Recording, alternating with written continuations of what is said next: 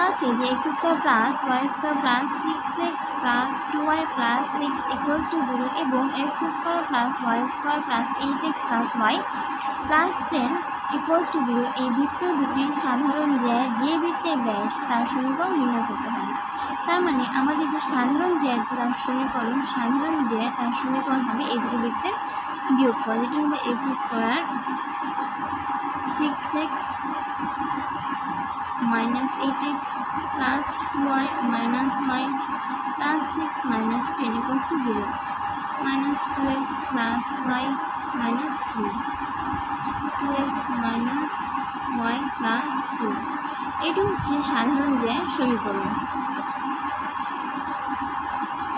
এখন আমরা জানি যে যদি একটি বৃত্ত এবং একটি সাধারণ গামী যদি সমীকরণ হয় তাহলে সেটি হবে বৃত্তটির সমীকরণ প্লাস কে ইন্টু এই সাধারণ সমীকরণ।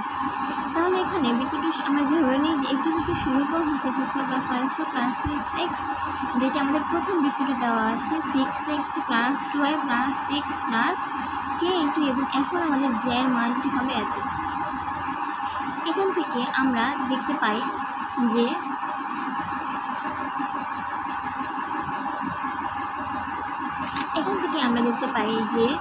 g equals to 6 plus 2k divided by 2, it means 3 plus k, এবং f equals to 2 minus k divided by 2। এখন আমরা জানি যে বৃত্তের কেন্দ্র হচ্ছে -g - f, তার মানে এই পয়েন্ট g - f একে 1 নং রেখায় অবস্থিত। যদি সেটি আমরা বসিয়ে পাই -3 minus k minus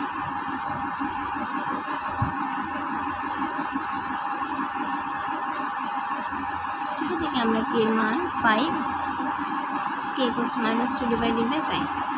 সুতরাং বৃত্তের সমীকরণ x square plus y square plus 6x plus 2y plus 6 minus 2 divided by 5 2x minus y minus 4 equals to 0। এটি নির্ণয় বৃত্তের সমীকরণ।